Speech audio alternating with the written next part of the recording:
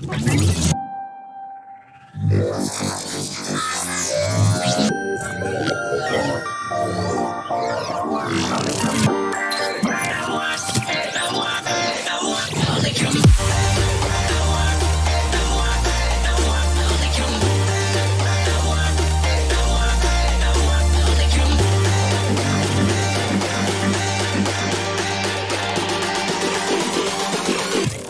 this at maximum power.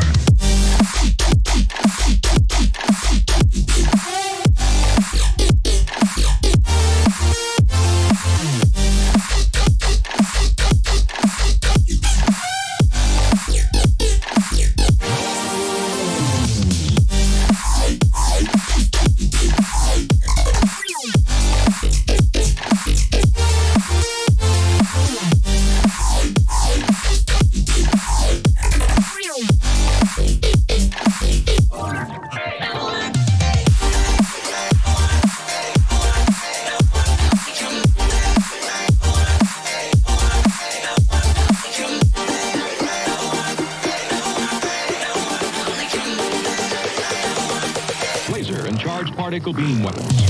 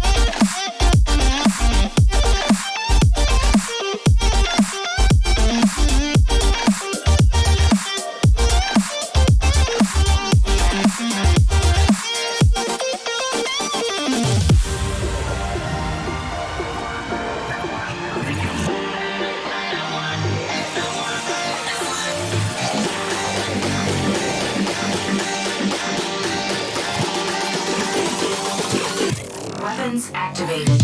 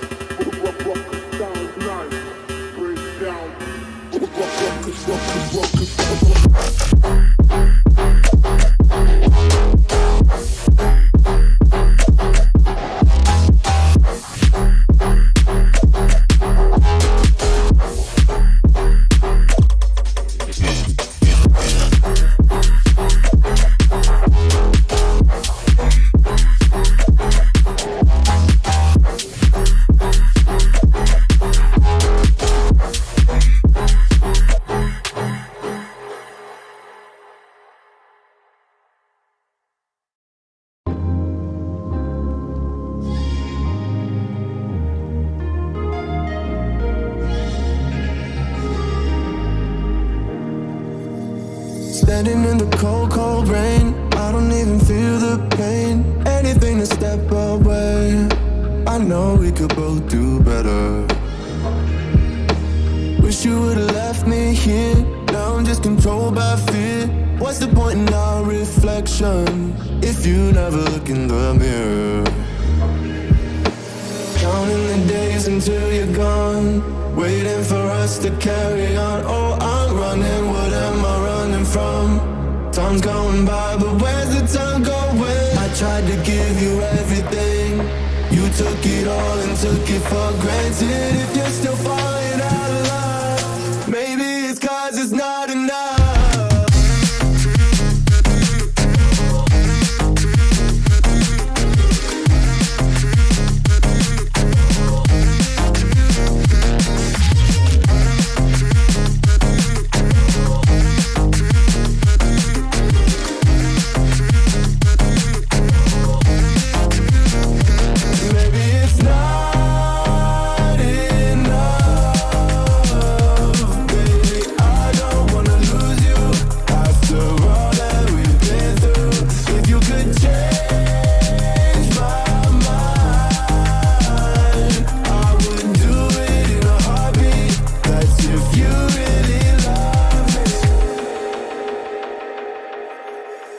Setting fire to my brain, wondering how I'm to blame.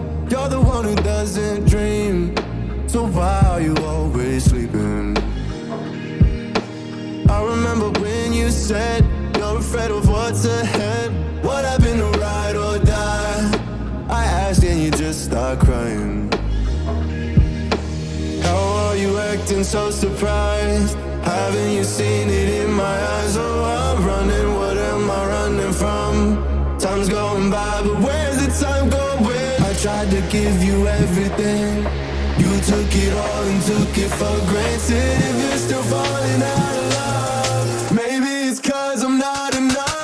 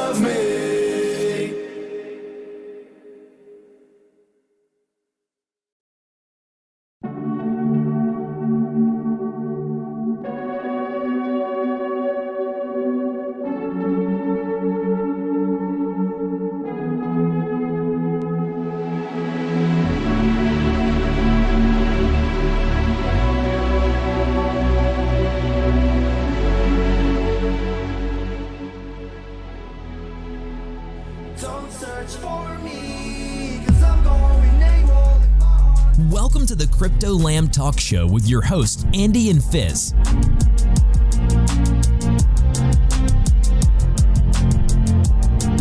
Be sure to follow and check us out on Twitter.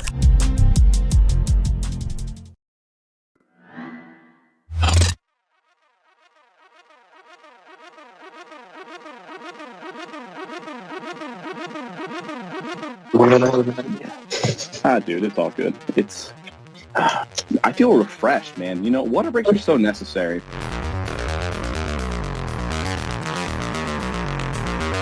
How about you give us an introduction and tell us what we have to look forward to today? Dude, if you were a fruit, what fruit would you be? A banana? All right, so Ruggles, if you could relate yourself or your project, whichever one you want to go with, to a fruit, Which fruit would it be and why? Okay, I'll go with the Eagleverse and banana. Why Okay, a banana, why bro? Because every time I speak with Edge one, it feels like I'm peeling one more piece of that banana, and it keeps getting better and better. That sounds so That wrong. project is awesome. So every time you think you know it, you know everything about it, it just surprises you. You're the kind of guy. You're the kind of guy that if you were sat in the same room, you'd be eating a banana and maintaining aggressive eye contact. That's the kind of Forcing the entire thing into his mouth at once. Yeah. I think the thing that we'll focus on this week is making sure that you stretch. I don't know. I reckon a coconut, a green one. a green coconut. Okay, we've had coconut before, but not a green one. Why? I don't know. You got to go through the hard stuff before you can get to the good stuff. So yeah, thanks for asking. I think I would say probably a mango is like a fruit that you think is like pretty good, but when you actually bite into it, you're like, oh, this is delicious and amazing. It's like I'm all about trying to make things fun, make things enjoyable, and maybe a little bit surprising. Like, you know, your own mentality can make such a big difference in your life, your positivity and stuff. And I really, really enjoy being in spaces with all the people here, the other spaces that I've been in, and learning from everybody. So I get really excited, and I hope other people do too.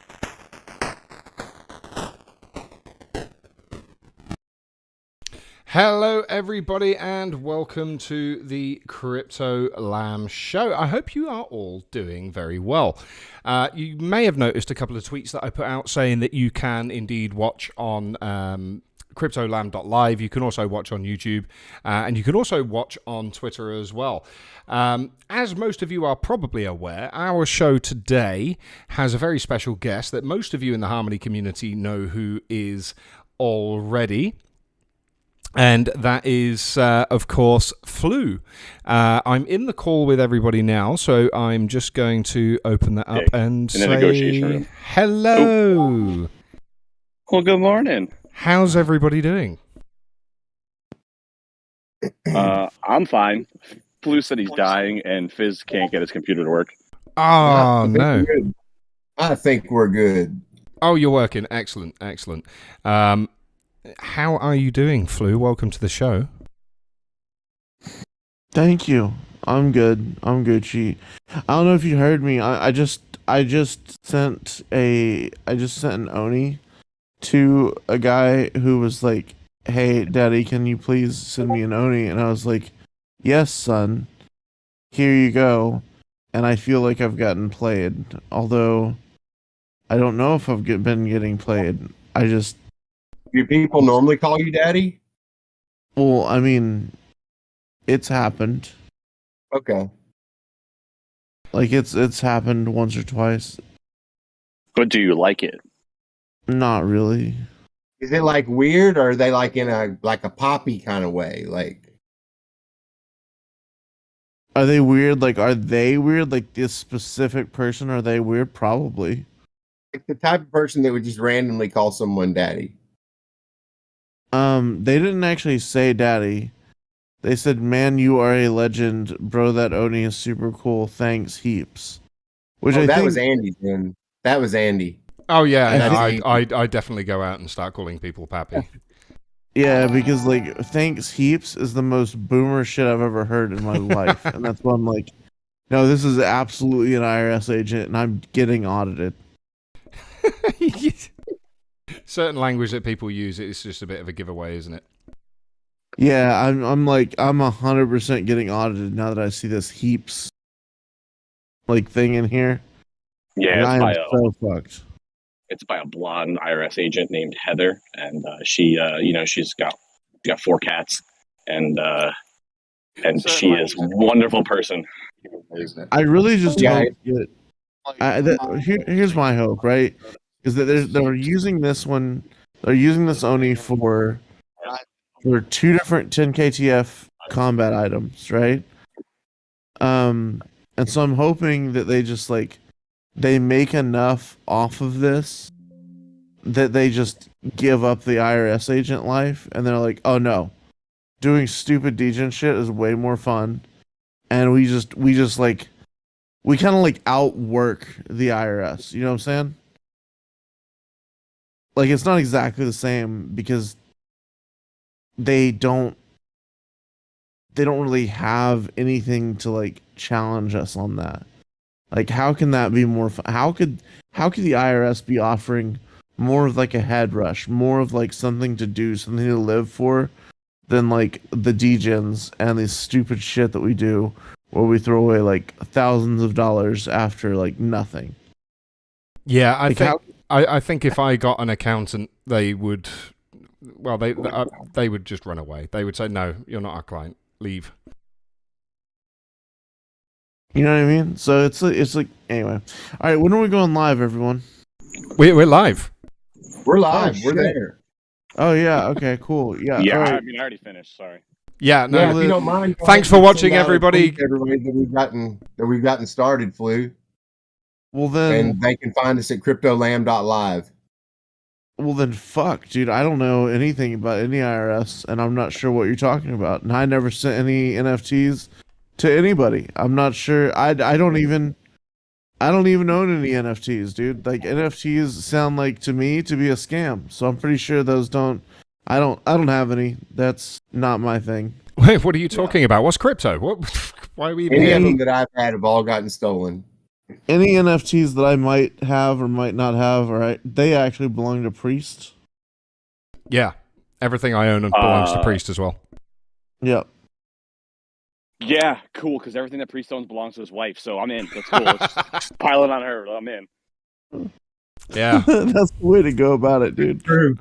it's true. it's just that typical conversation. IRS enters the chat. Oh, look at that! My wallet's just been hacked. It's all gone. I don't know, man. I have certain. I don't know. I like to equally share the fiscal responsibility for certain lifestyle assets with my fiance. So whatever. I'm not gonna really hate on that. Priest. How is being a tax shelter for me going, sir? It's going wonderfully. I just want to say that there are definitely no proof of our, year-over-year gains anywhere, and there's definitely no tangible outcomes of, money hand over fist. Definitely not. Nope. Let's be very, very clear. In between 2021, 2020,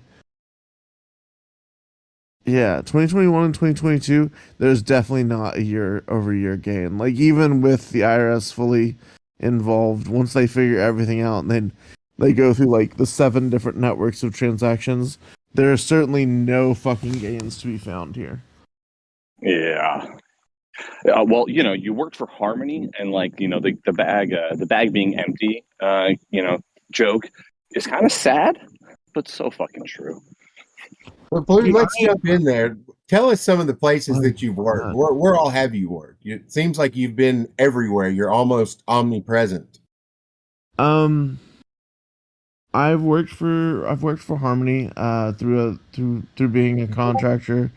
I've worked for DeFi Kingdoms. I've worked for that old partially killed project, which is formerly known as Freyala, now is GameFi Crossing. It still has a bunch of assets, including a bunch of art from like one of the Rick and Morty lead animators, Hugo Blendl.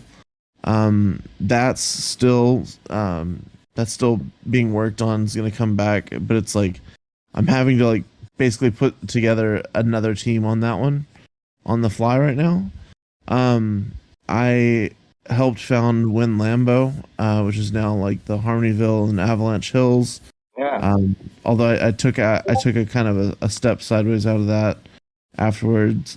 I've been an advisor on a few other things. That'd probably just be kind of a thing. Like it would probably take a while to list everything, but those are the main ones. And I also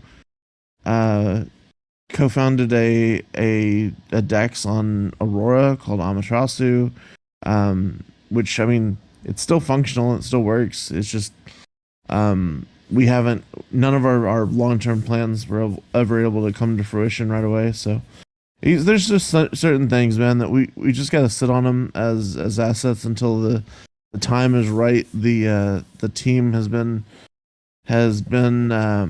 in place within the right amount of time and effort, and in that case, like just that one guy, he had a baby, and it just kind of everything else just stopped mattering to that specific dev. So it happens. Yeah. Well, So what did you do in your past life, and how did you transition into Web3 full time? I don't think it should surprise anyone, but I've had a variety of different jobs, including like car sales, car service sales, and then many years ago, I kind of decided that I didn't want to sell things anymore, and I'd rather get into IT and like helping people solve problems. And so I worked my way up from like a series of really shitty call center jobs where I was helping like reset, your internet connection at like your ONT for fiber connections for like home fiber and everything, and then moved up to everything from supporting people with like their mailing machine to there was a stint where I worked doing technical support for hobby grade RC cars, which was like a company called Traxxas, and then a bunch of shit besides. And then I ended up in some Fortune 50, and then later some Fortune 10, like a Fortune 10 company doing data analysis. And so that's where I was in the Fortune 10 data analysis company in the pharmaceutical industry. And that's where I was whenever I actually went full time into Web3.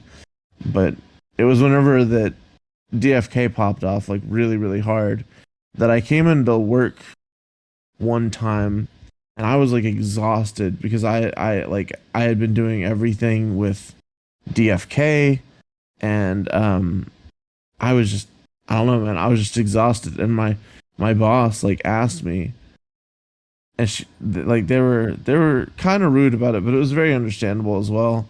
And they're like, and you have all of these other commitments, like what's more important to you, this or that? And I was like, I mean, honestly, it's probably the thing that made me $20,000 last week.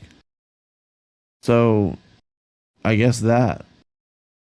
And that was just kind of the end of that. So I kind of fucked off. And it still took me like another couple weeks past that point to do it. But I think essentially what happened is that they put my whole team into like a really busy call queue, even though we had a bunch of other things going. And like I took that moment to be like, oh no, you're like overloading everybody. And I was like, I can't do this. And so I quit like that day. And I was just like, no, I can't fucking do this. And then I heard that they like got removed out of that call queue like the same day. So I was able to like stave off my whole team from being put into this bullshit call queue for no reason. And so I thought that was a good exit, a good way to use like fuck you money to actually say fuck you in like a good way. So that's just kind of how that happened. I don't really know if that answered the question, but I was a data analyst. Yeah, data analyst. Blah, blah, blah. Patrick says in the comments, he says, that's why I'm not hireable in Web3. I fix problems and no one wants to admit that they have plenty of them. How true do you think that statement is? Oh, Patrick with the spice. Jesus, Patrick, thank you. That's why you're not hireable in Web3 is because you fix problems. I think that's exactly what Web3 is. No one wants to admit that there are plenty of problems. Oh, I do agree with that to a certain extent. There's a lot of Web3 companies, not naming any names, but that have a tendency to not think that they have problems, and even if they know that they have problems, they'll never admit it. I feel like there's a really absurd amount of just like, oh, well, if I never admit fault, then I'm not legally culpable for any of my actions. That goes on in the space, and I think it's bullshit. I think that any of the things that you do, you should like kind of make sure that your approach to them, your like whether that's financial or whatever, is like beyond reproach. You can't say, "Hey, I did this," and then you're like, "Oh, well, don't look at my transactions though." Like you have to. I think that as long as you're there to solve problems and you have like an attitude of being able to be open about like whatever financial shit that you did behind it, I think that you're perfect for Web3. But I think that as soon as you start doing things like, oh, well, I'm going to make decisions based on like inside knowledge and all this shit, then that line starts to blur pretty quickly. And so the way that I deal with that is I usually just talk about whatever I'm doing on Twitter. And then that way, if anyone's like, oh my God, you didn't disclose this, I'm like, well, no, I did. It's right over here. And so far that approach has gone pretty well. And has been able to avoid most issues. So I think he should come into Web3 and actually help solve some problems, man. Because like, there's a lot of them. So, what are you doing at the moment? That's seems to be everywhere at the moment. It's something I've been reading a lot about and really excited for. What can you tell us about that? Are you talking about San? I am. Okay. So San is I have to go into the white paper to see what's public and what's not. Give me a second. Because I'm really awful about like almost leaking things or accidentally leaking things. Well, if I ask you any specific questions, it'll only be from the white paper anyway, so. Sure. Yeah, let's go ahead and I'll just answer questions that you have about it. So, well, the biggest thing for me is some of the partners that you have there. Maybe that's a question we shouldn't necessarily kick off with, but it's something that caught my eye. I'm trying to find where it is in the white paper now. But there's some really big names in there. Can you tell us how they came about? Yeah. So the team as a whole kind of formulated off of an idea from Kakuberry, which is the DJ, and that gentleman kind of like he had like a vision. He had a bunch of stuff that he really wanted to do, and after ETH Denver, he started putting together a team. So as the meme goes, right, and he was looking for things like funding, things like structure, and so he had brought in, I guess he had shilled himself and whatever team that he already had. I think he already had Cro-Magnus from Oni Force with him at the time, and he brought that all to Devin Marty, also formerly of Wise and Harmony and some other stuff as well. And it was shortly after he had heard of it, Devin had heard of it, that he brought it up to me as like an investable opportunity. And so at that point I put like $15,000 USDC, not one USDC. Yeah, I was about to say, would that be real USDC or JPEG USDC? No, it was real USDC, and I even remember fucking with him a little bit and been like, "Oh, what, one USDC isn't good enough for you people?" And he was like, "No, it's not. It's not a native asset." And I was like, "Oh yeah, that's actually a really good point."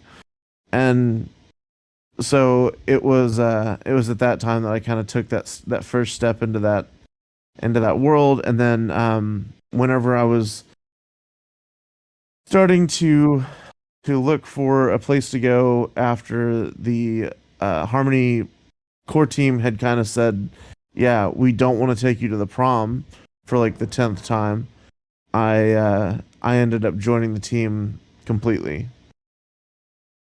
That's absolutely amazing, because it wasn't it supposed to initially be like you were just saying, a partnership with oh my god, my brain has gone completely blank. What's the name of your it's something finance? What is it? Granary Finance, no? No, Granary is completely separate. Granary is actually owned by the Byte Masons. And so what I did there is that as a founder of Granary, myself and the two other founders that were still with the project, being Sweet Cheeks and Mr. Phantom Menace, we all kind of were just kind of running the whole thing as far as Granary, which is the lending protocol, off of just our personal finances and just kind of paying for everything ourselves.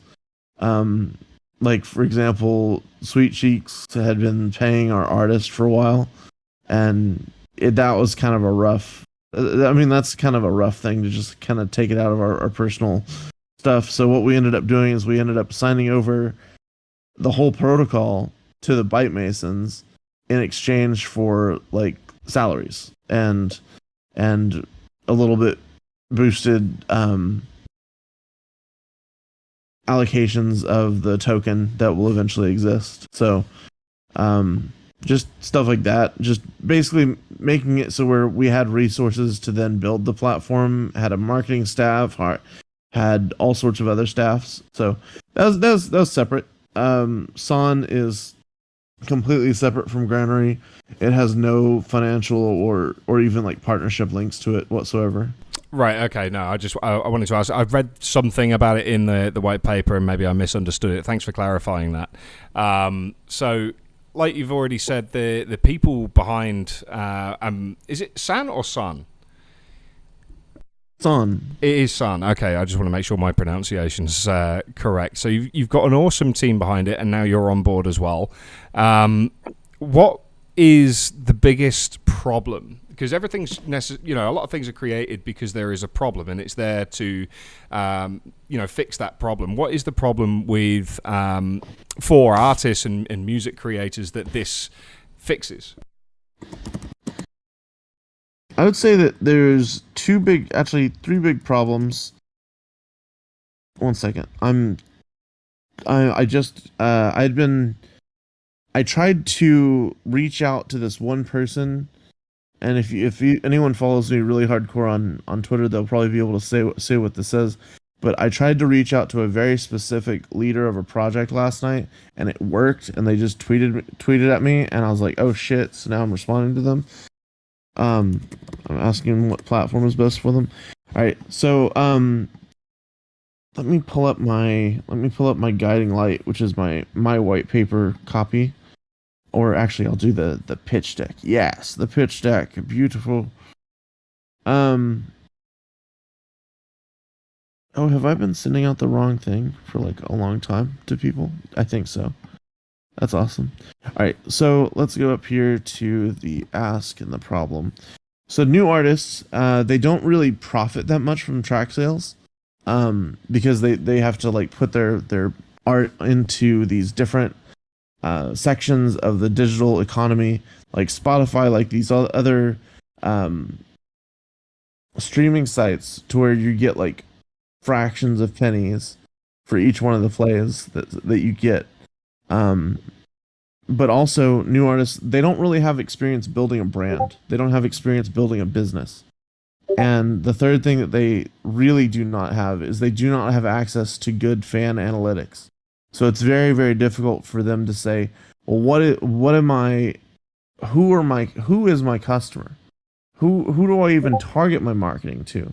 Like, if I wanted to clearly delineate in this Google Ads stuff, or in this Facebook Marketplace messaging, or whatever, like I don't care what the thing is, like whatever type of marketing that they want to do, who am I sending that to? Who am I actually targeting? That's very difficult for artists to get. So artists, they need like some more support in building their brand and in funding their work. So like in funding their work, just like being able to eat, being able to live. And then, so what we try to do is we try to help on all three of those parts to varying degrees. And then kind of on the other side is the fans' journey, which the fans can't meaningfully support the new artists. by just being able to be like, oh well, here, what's your Spotify link, bro? And an example of that is like where I was working at before McKesson. I got this dude that was talking to me, and he was like, hey man, I'm a rapper. And I was like, oh, that's fucking sick, dude, let's hear it. And he gave me a Spotify link. It doesn't matter how many times I listen to that one song that dude sent me, like, I'm not gonna make a dent in his personal finances. You know, like, I would have been better suited to just hand that dude $5 cash, and like in that one action of handing him $5 cash, I would have like contributed more to his career than like listening to that song like 100 times. And that's an issue. And then the other thing with that is that as a fan, I would never have benefited from his artist journey, from his success.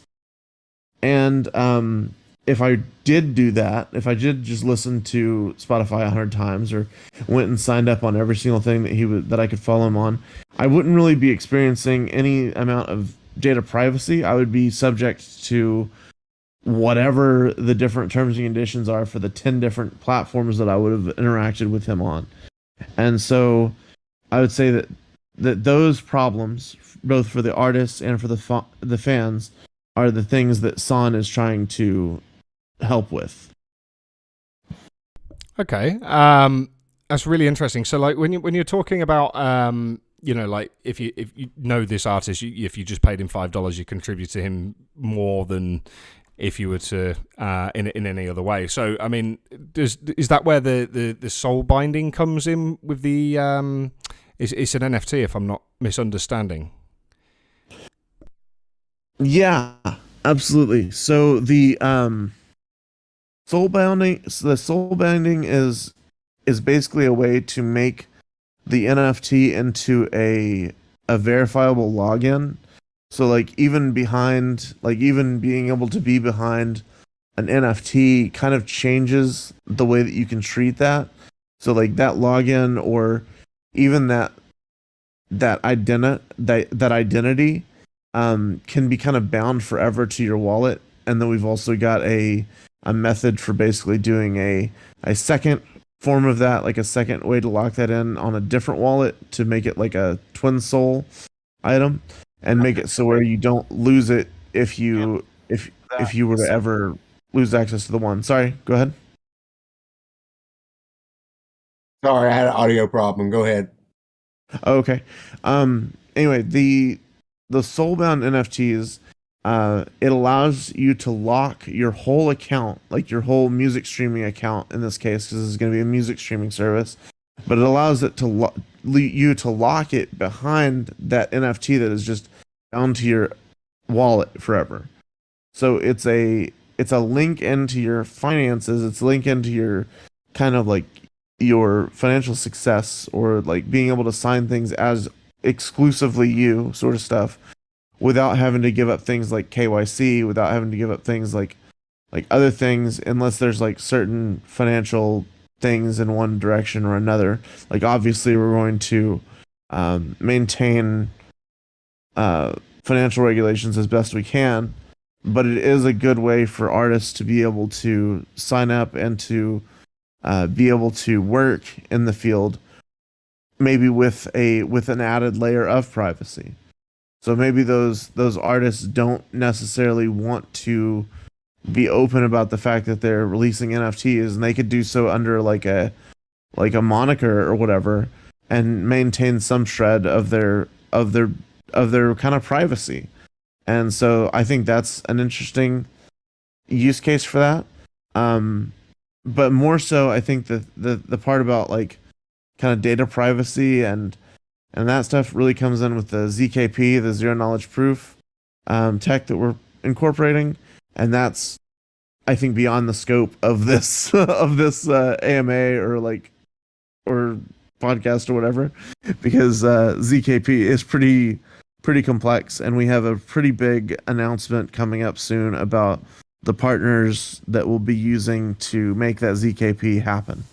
Well, it's zero knowledge rollups and zero knowledge proof, something we have spoken about before on this channel, with regards to how it can really streamline layer 2 tech, so I assume it's going to be more layer 2 than layer 1 application. I gather from using the zero knowledge proofs, but that's really going to, from my understanding, it's going to make things faster, more streamlined, but also better for what you're going for, which is the privacy element as well. There seems to be quite a heavy element of that in that. So I mean, how if you want to talk about it, how does that work exactly? So for the ZK proofs, and what exactly is that being used for? So basically, one of the things, and I'll just go through one example, is like if you, for example, like ApeDen did the free mint for Son, and then chose to soulbind your NFT, which would be like an additional fee to get registered for the service, and say that you spent like an ETH or so on that fee to soulbind, and you would now have an account that looks to me like any other account, but then I could incentivize you. I could say, okay, well, I want to know how old you are. So I'm going to give you a certain amount of like reward tokens in my token for like that information.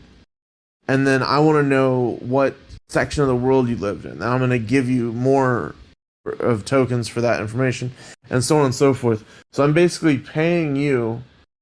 I'm paying you to make your wallet more valuable in the eyes of analytics, right? And so I'm paying you to know more about you. But because like I'm just paying this anonymous wallet, this thing, I can't, and whenever I'm saying I'm talking about at the artist level, I can't see which one of my wallets are like a 43-year-old loser that lives at home with their mom in Surrey or whatever. I can't see who that is. All I can see is that I have someone that is that.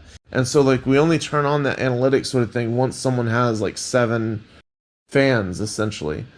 And so being able to verify on both sides that it's true that you're this thing that you claim to be or whatever, which I mean you don't, like you're just like, you could say a falsehood, but it wouldn't really benefit you in any way because we can't track it back to you anyway. So like it's just, there's no point to it, And so being able to do that double blind sort of thing with ZKP is really the benefit there.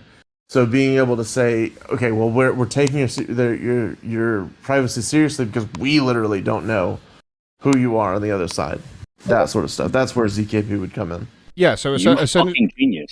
Essentially, as far as I'm understanding it with ZK proofs, is that the user would put certain information in, and then when you want to do something for a certain criteria, you just tick boxes, and then it just tells you, right, well, you can do these accounts, but it doesn't actually tell you why, who, or what. Yes, exactly. Yeah, it was a bit of an oversimplification compared to what you explained, but that's how I'm kind of visualizing it. The genius here is they are taking the ability to have ownership of your metadata for analytics, and they are pioneering that technology so they could sell it to other fucking people. That is the brilliance behind what they're doing. Like, I now understand. Oh my fucking god! Sorry. Now I understand why Beneath. Thank you. I appreciate you. So, I mean, is that information actually accessible by anybody, or is that just wrapped up in a contract that would need to be, essentially decoded? Because I'm just wondering, like in Europe, for example, that has the GPDR, which is, for privacy and protection of data in Europe. So, if nobody has access to that information, does that kind of negate the need for GPDR laws to have an effect over that? That's for my lawyers to talk about. Right, gotcha. Okay, so what are you most looking forward to with Sun with regards to what they're doing?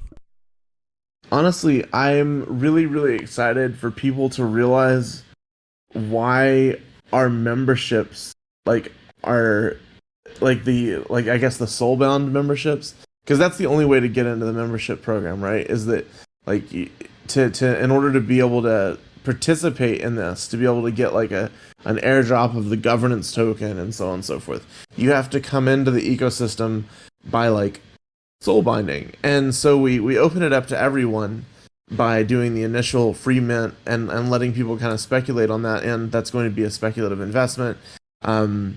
We're doing the whitelist in as like a hard cap of 3 NFTs, because we think that you should pick out the best one that you think matches your personality and then soul bind that one, and then sell the other 2 at like healthy, very healthy profits, so that you can maybe ape in to the soulbound experience, to the actual like sign up level stuff with the profits that you make off the other 2, because it is that free mint, because there's going to be quite a large amount of potential for that, right?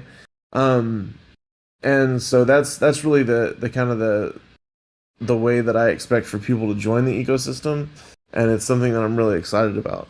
But what I think I'm most excited about is exactly what I was just talking about, like the ZKP, and what he was picking up is that yes, this is very much a way to prove out a business model that allows for people to own the benefit of having given away their own information. So like it allows people to own their own advertising data. And so like we're this absolutely insane subset of people who throw away thousands of dollars on JPEGs.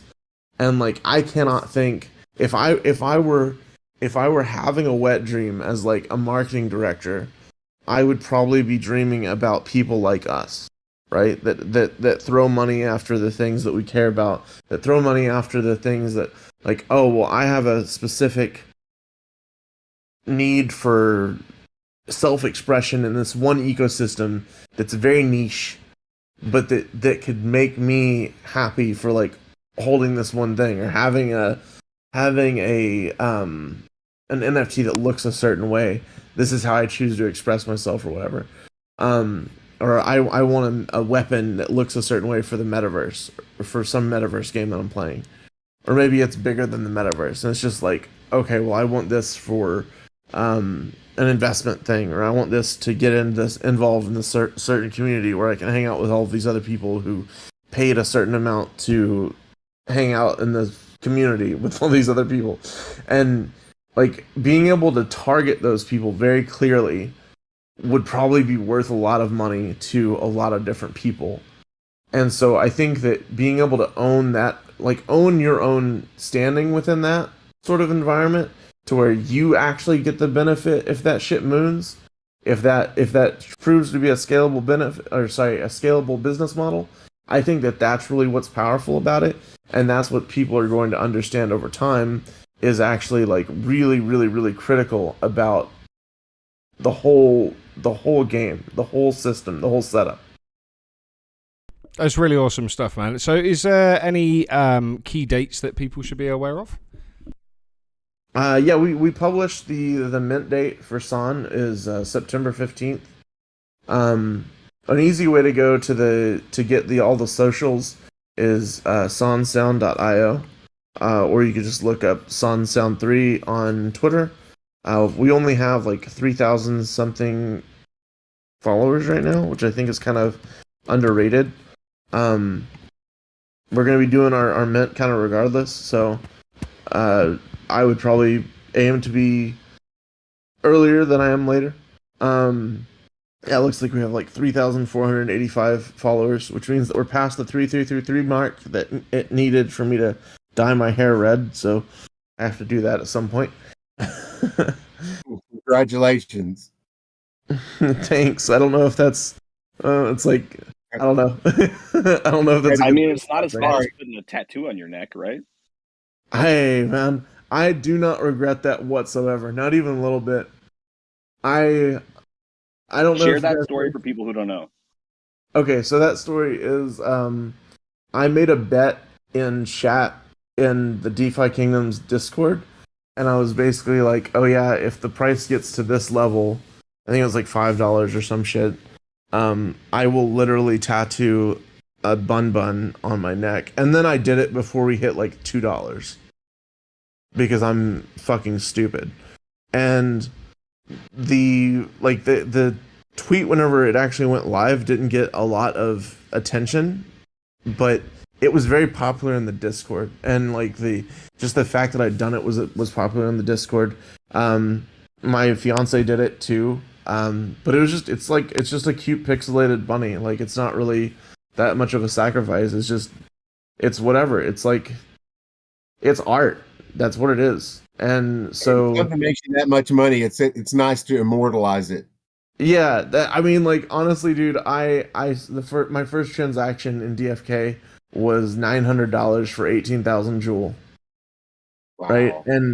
And even if you eat, because like it used to be whenever I spoke about that, people were like, "Holy shit!" Because like Joule was like, $10, $12,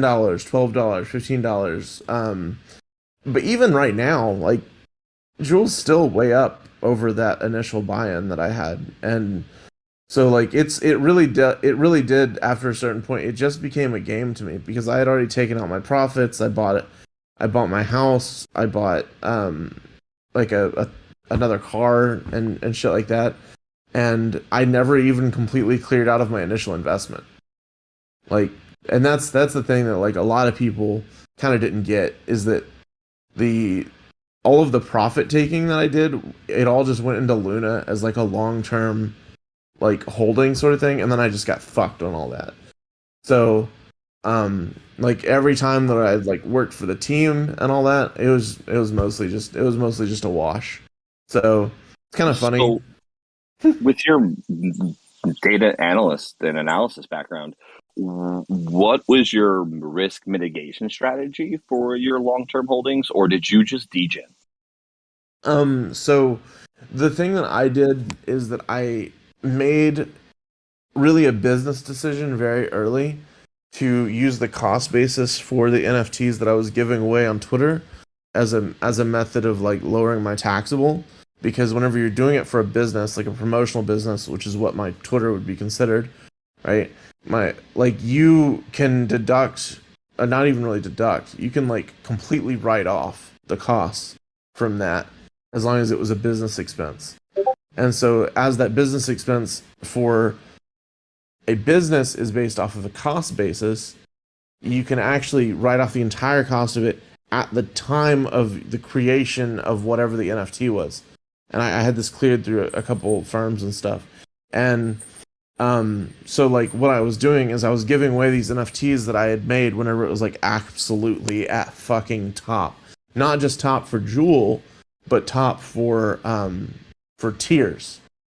For Gaia's tiers. Which at one point were like 4 times, 5 times, 6 times, 10 times what Joule was. And so like I've given away like $350,000 worth of like cost basis for NFTs or some shit like that. So like that, like using that as like a tax thing was kind of important to my long-term strategy on it. Well, yeah, but like you've talked about the amount that was with Luna, so I'm not going to like talk about your bags because that's like, this is going to be recorded. But it was just interesting to like see what your mitigation strategy was going to be within it being run as a business for you versus it being like a personal investment. Because one of the other things I think I want people to recognize is you also turned those non-fungible tokens and et cetera into a house and a car, from what I believe. So like those are actual goods that you own. So that also counts risk mitigation in your defense. So just want to make sure that. Yeah, no, I didn't just like sit on my bags and just like fucking hodl them to death. But then again, I didn't really see a point in taking a bunch of profits against investors. So like I really tried to stay pretty chill, and like I always tried to stay pretty deeply invested within the ecosystem. And like even right now I have like 200 heroes. So anyone that can be like, that's like, oh, well, you abandoned the DFK community, you abandoned the DFK economy. No, the fuck I didn't. I'm still like deeply fucking invested. So I would just say that like taking some out into fiat, taking some out into a house, taking some out into a car, taking some out into a gold chain or whatever. It was I think a good way to hedge. Actually, rest his soul, War King, he and I, one of the last conversations that we had was talking about our chains that we had bought from like DFK Profits, and we were like, this is easier. And we were on a like a stream with like video and stuff, and we were jokingly flexing our chains, like grabbing at them and like flexing, because we were like, this is easier. And this is actually what he said, what Xavier said, and he was like, this is easier for my baby mama to sell.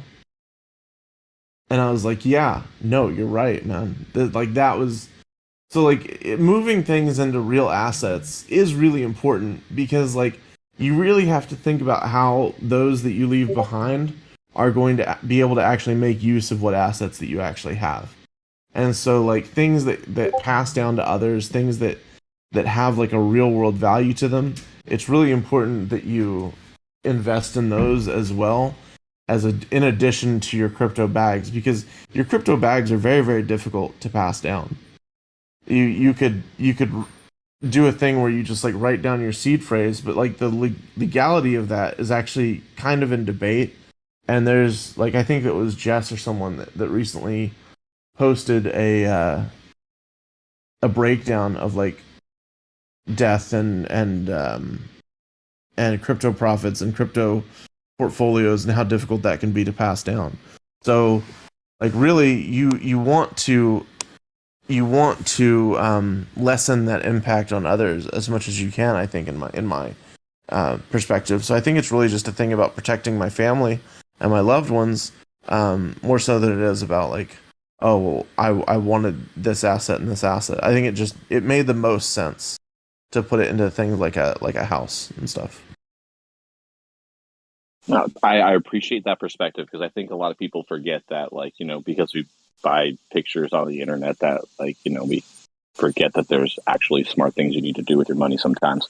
But also, I think the lens of unfortunately War King's passing probably put that perspective for you, right? Like for me, it was dealing with complications for you know, with pregnancy and stuff with my wife, and just like, oh shit, like, what are we going to do, like, if X, Y, or Z happens? And just like, oh my gosh, like, you kind of have to plan for the future with that, right? Like, I bought the ledger that connects to an iPhone, so in case something happened to me, my wife, who would be able to connect it to her iPhone, which we've already worked on, right? Like, she knows how to get to the seed phrase, and we'll practice putting it in and all that kind of jazz. But, you know, like, what do we do? What's the legality of that? I've never explored that, but thank you for sharing.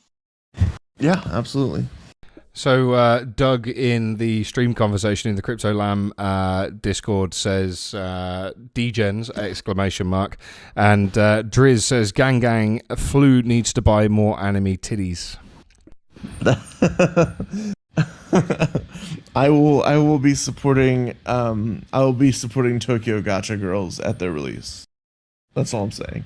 Fair enough. It is. You should check it out. It's interesting.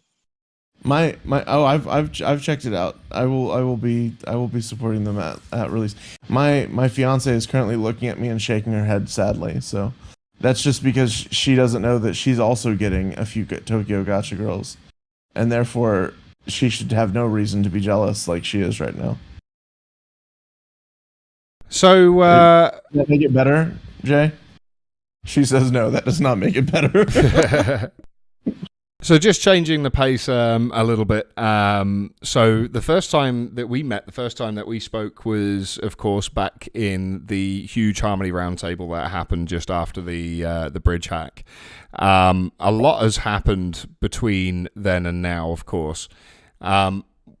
What would you say, like, I mean, compared to how you felt about things then, compared to how you feel about now, what's the best way that you can articulate things without coming across too negative or, you know, maybe going off on a tangent? Because it's something we're all passionate about, obviously, but I'm curious to hear your point of view.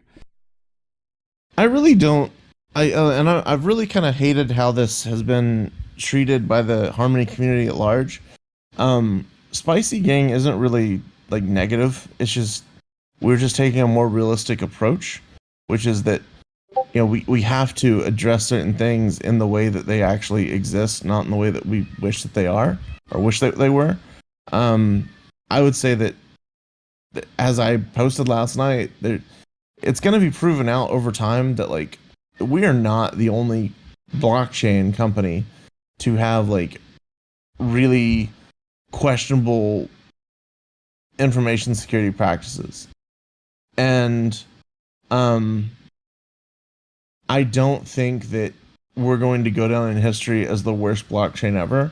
I think that we have a lot of really, really strong things going for us, and as well as like the thing that I think is going to really turn around is like a lot of the Web 2 relationships that they're making with like game studios and whatnot, which I'm still working for Harmony on developing one of those. So like I love that people are like, oh my god, you're shit talking Harmony, you're abandoning Harmony. I'm like, motherfucker, I'm still paid by Harmony. Like you guys have such a short, I guess a short sighted view on this that you're like, oh, because you're saying how it is, or you're being mean about it, that it's like you're fudding my bags. Like, no, you're the only person who's fudding your own bags at this point is you. Like, that's not how it is. We're not fudding bags. We're just not fucking blind fanboys. It's just there's a huge difference. But I would say that I think we're gonna go down in history better than we think for all this, because like it really is. It's a mistake that, yes, it's super fucking bad. And yes, it was an absolutely dumbass fucking decision to ever put this much money behind such a poorly secured multisig. Not to mention that it wasn't even like a standard multisig. Apparently it was like a weird fork of the... But we've already been over all this shit. Like, I just think that it's not going to ruin us forever, and I think that they should be taking more active approaches rather than just taking a specific company or a specific project like Recovery One, shifting all of the focus to it and being like, this is our approach. I think that should have been like part of a very much like a multi-pronged effort, as opposed to just like giving all of the power and exposure to one project. I think it was just kind of a cop-out, the fact that they did that. I think we can all agree, realistically, because of how complex, things are. I mean, it's the initial problem wasn't really that complex, but it's ended up creating complex issues, and it needs more of a complex response. So my opinion on it is it's passing the buck a little bit, which is. Correct me if I'm wrong. That's kind of what you're saying with the Harmony One recovery team thing. Not that they're doing anything bad. I mean, it's one thing, right? But I think we all want the same thing at the end of the day, and nobody's trying to FUD. And I don't think anybody that is sitting there thinking that we're being negative just to FUD or negative just to screw things up. That's really not the case. We just want to see things done right. Yeah, absolutely. I have a question that is not necessarily quite as on topic for that, but it is kind of related to what the topic at large is. You said you're still a DFK maxi, right? Like, and you have a ton of stuff for DFK. That's amazing. What are your thoughts on them choosing to go to Clayton?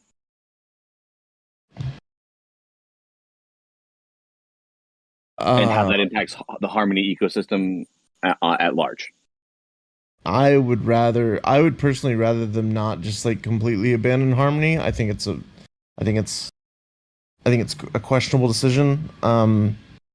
But I also cannot be mad at them for it, because ever since like day one, week 3, week 6 of DFK's existence, they were treated really fucking poorly by the by the Harmony core team. And there was like a bunch of things that were promised to DFK by Harmony that have later been walked back. And I think that they are unfortunately reaping what they sow a little bit. But once again, I'm not saying that DFK is 100% in the right for going to a chain that, while most of us have never heard of it, that's not to say that it's not a very strong chain where its actual, base is. It's way further up the CMC rankings. It's like top 50 and has been pretty strongly for a while. And has a bunch of TVL, but it's really like it's such a difficult question to answer because like I have strong feelings about both sides. Like I feel like Harmony fucked up and kind of opened this door for DFK to make this decision. And if Harmony wouldn't have fucked up and kind of rugged DFK on a lot, including its $1 million grant, it wouldn't have given them the opportunity to come in with essentially a very similar offer and kind of steal them away. So, like, my question, I guess, then is like, if you were building another project, right? You have worked with people who work at Harmony. Would you ever build again on Harmony without knowing the core team, right? Like, if you didn't know people who you had a person-to-person relationship with, if you were just, a Joe Schmo with this project from Avalanche looking to expand, right? Like, why would you be, or would you be willing to come to Harmony right now? Like, I mean, you've been in this space longer than most people, so I feel like your positions are generally well informed, albeit staunch. I would consider it, but I would be looking, and this is what I've tried to tell them for a long time, is that if I were to make a position, or if I were to make a decision like that, it would have to be one that I could go to my community and they would be excited about, right? And they would be like, hey, we see this clear benefit, we see this clear thing that, like, yes, this is why you did this, this is why you are doing this. And that's something that with Harmony currently is kind of a difficult sell for like the public perception. And for someone who's like trying to build a new project or expand an existing project on Harmony. Because all that you really have right now to point at in terms of Harmony is a bunch of different FUD pieces, which is not fair to them. Because the actual tech that's positive is a tech that's it's very well replicated in other chains, and it in a lot of cases does not have that added I would say like weight of the other shards that aren't actually currently adding any value, and yet are costing a ton in upkeep. And so like everything, and this is the way that it has been, is that every bit of infrastructure that they're paying to get shard 0, to keep shard 0 running, they're also paying for shards 1, 2, and 3. And like my validator is on shard 3. I know that like things happen on other shards, but like nothing happens on other shards at the same time. Like I cannot name one thing that has ever required multiple shards, and there's a lot of different viewpoints on this, and there's a lot of discussion about ways to make this scale. But there's also been some discussion about ways that it's not necessarily going to work in the way that it's been stated previously. And that's kind of a deeper subject. But what I'm saying is that their main differentiating factor right now seems more like a liability than it does a benefit.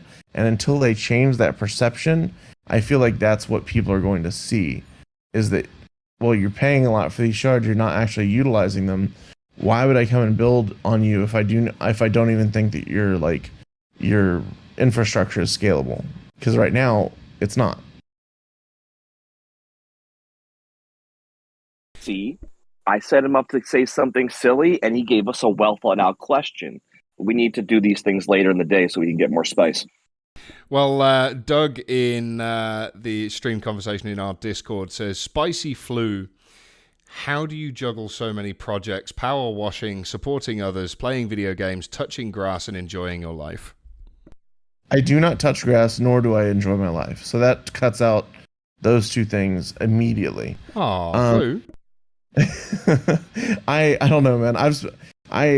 I try to surround myself with people that are smarter than I am, right? And so like, oh, so that's why you don't fucking come into spaces with me, you bastard.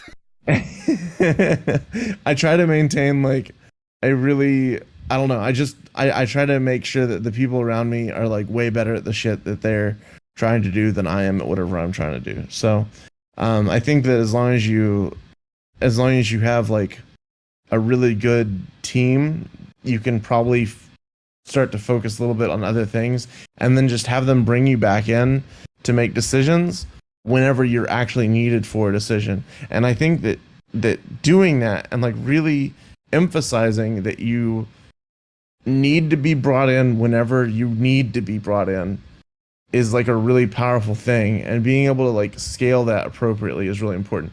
I feel like a lot of people try to do this as well, but they're really just in it for the money. They're not in it to like improve whatever communities or projects that they're involved in. And I think that's where it falls apart for a lot of people, because like you can't do that. It's not really, once again, you have to look at it like we did with Harmony earlier. Like, is this a scalable approach? Is this something that like actually makes sense for the project and yourself and your community, your investors, whatever you want to call it?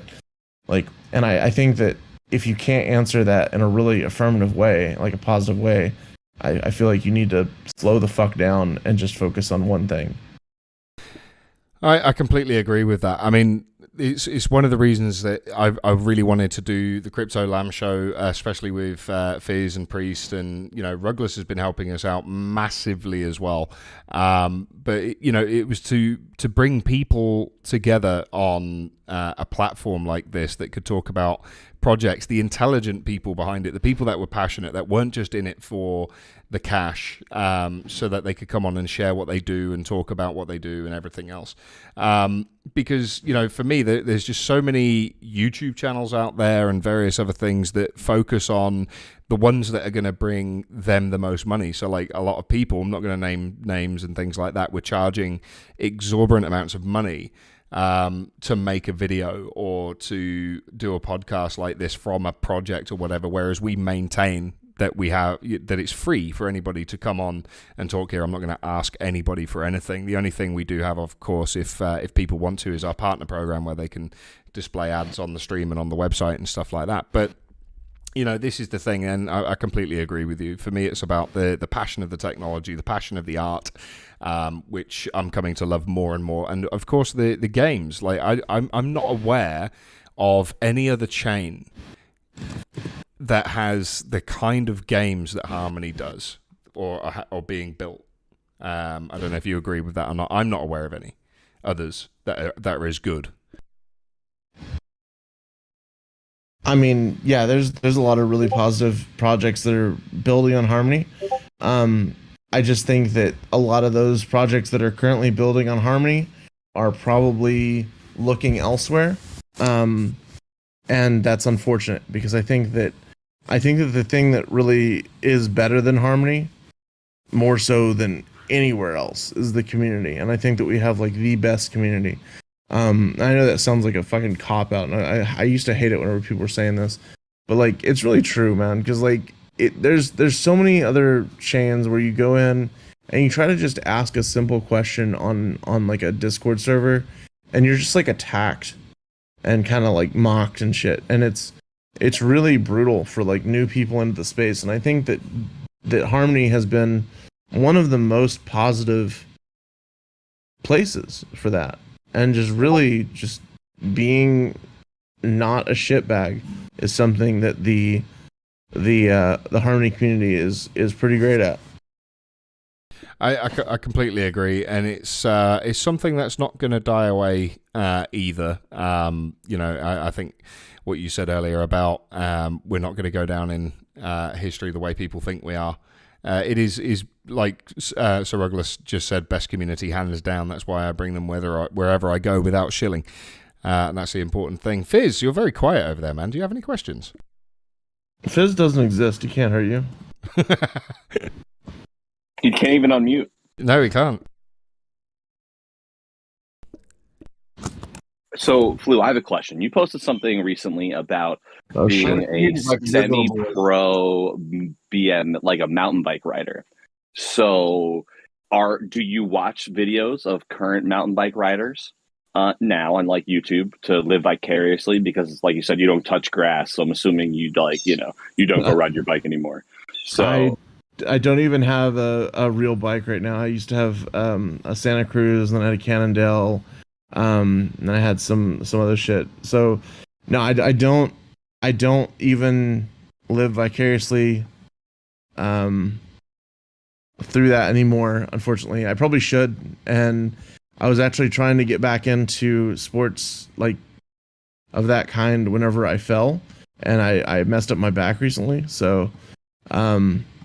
Yeah, I'm trying to do these things, and I'm right now just kind of struggling through being so out of shape that I do like real damage to my body just by existing, and so falling and completely screwing up my back and being kind of like out of it has been really, really rough and really beaten home the point of like, well, Flu, you're not near as strong as you used to be, and you definitely need to be working on that. So that's going to be what I do focus on going forward. Is that like, yeah, I've only got one body, and I've got to treat it better, sort of thing. It sounds a lot like you've got a lot on, you've got a lot of projects, you do a lot of things, but up until what you just said, of course, you've got one body and everything like that. It seems like you were kind of, the pressure was piling on a little bit. Like, are you taking any steps now to try and reduce that stress and look after yourself a little bit better? Because I mean, that's super important, man. It's one thing I found working in a lot of projects in crypto. It's so easy to reach burnout fast. You need to look after yourself. Yeah, I'm trying, man. We're gonna keep on going. Oh, wait, what is this? The fuck. All right. Anyway, sorry. Yeah, I try, man. I try. I'm gonna be doing that some more in the future. Obviously, I'm wanting to kind of just focus in on like eating well and exercising and just kind of barrier back to basic minimums. And that's true of like the financial side as well. I have healthy salaries in the space. So I try to make sure that I'm making that worthwhile and giving value to the projects that I'm involved in. And that's really it, so that's what I've been trying to focus on. Well, I think most people, especially people here, can agree that you do an amazing job, man. Keep it up. But no, seriously, look after yourself, man. It's really important. Everybody needs to look after themselves. Like you said, we've only got one body. That's the way it goes. Fizz, you wanted to say something earlier, but you couldn't get unmuted. Have you been able to? Yeah, I was muted. I was muted like a good little boy. Well, welcome back to being able to speak. Have you got any questions for Flu? I don't. It's been I think a year of watching his shit posts, and it's been amazing to get to sit down and have a conversation with him. And you're an amazing guy, and I know the community loves you. And I want to tell you how much I appreciate you keeping this community together the way that you have, regardless where we all go. It looks like we're all staying together. Man, I hope so, dude. Because as I said, that this community is amazing, and I really, really feel like it's it's got a lot of legs, and I don't think that it's been able to really really come into its own recently, because it's been so rough on a lot of different ways. And I don't feel like it's a permanent thing, though. I feel like it's very much a temporary setback. And so I'm really looking forward to the recovery here. So, okay, I would like to take this opportunity to remind everybody we need to take a water break.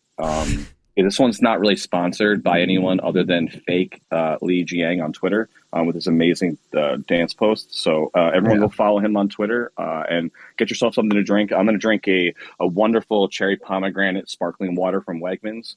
What you drinking over there, Fizz? I've got some tap water. That's it. Just some good old tap water. I'm drinking water. Ooh, all right. Bunch of hydro homies. What you drinking, Andy? At the moment, nothing. I need to go to the kitchen to do it. I was trying to find fake Leon. I can't say it. I was trying to find his Twitter profile. I can't find it. Oh my god, it's so amazing. It's so funny. Should I mint the name tag? Or there's like a name tag thing on ETH. Should I mint the name tag called 0x Dick? Yes. I think yes, why not? That's like a smart investment, right? That's a thing? Probably. Okay, cool. I don't know. I don't get financial advice. I'm stupid. 0.04 ETH. Here we go. Well, that's not that bad. Yeah, that's actually not that bad. But so while you're minting this name tag, give us some flu advice for where you would look at other projects to go to or other chains if you were looking to go to other chains. Not necessarily. I mean, chilling, anybody need to chill, of course, because you pay your own bills. I understand, but where else would you tell people to look if they have no idea how to look, right? Because they just kind of understood the Harmony community and they've never done their own research on how to find a chain because they kind of got lucky or followed DeFi Kingdoms. I think that there's a bunch of different chains that you should be looking into. I think that anything in the top 50, 100 always deserves, you should at least know what they're doing, right? You should at least know what their missions are, what their goals are, what problems they're actually solving. There's a reason why Chainlink has such a community behind it, such a following behind it. There's a reason why the graph is so important. There's a reason why other infrastructure plays are important. As far as personal bags, I bought into Findora whenever it was 0.001, and I would say that it would be cool to DCAN a little bit, but don't whole hog it. It's just I know that one of those initial pumps one of those recent pumps that it went through was just because someone bought 85 million Findora, and that was a shock to the system. I happen to know the person through a connection that did it, and they just really wanted in because they had a friend that was going over to it, and they were like, oh well, if they're going, I'm going. And it wasn't a bad thing. It was just someone just really wanted to get into the ecosystem. And I think that Findora is a good example of something that is sold to the community on Twitter one way, which is oh, it's a layer one, that has nothing to actually do with how it's intended to be used, which is how y'all were talking about it earlier without actually saying the name of it, which is that it's very much like an L2. It could be used on any chain. It could, and this is something I've talked about a lot, is that Findora can scale privacy on Harmony. And I think that's really fucking cool. And I've hated this thing of oh well, people are trying to convert people from Harmony over to Findora. No, I don't think that at all. I think that Harmony should consider Findora to be a cool L2 for Harmony and for other chains. But in addition to that, I say I don't know. I've looked at Route just like everyone else has. I think that Route is doing some cool stuff, but I think that there's a lot of other bridges that are also working on cross-chain messaging and also working on other things very, very similar. Multi-chain is working on something similar. It's just that Router has a very, very active business development and marketing team, whereas Multi-chain is just kind of a heads down and work team. I don't know. I feel like there's a lot of hyped projects that are like that, which are like they have a really good marketing team, they have a really good whatever team. I think Polygon is a lot like that too. But just diversify. It's not going to save you, but it's going to lessen the impact whenever everything goes to shit.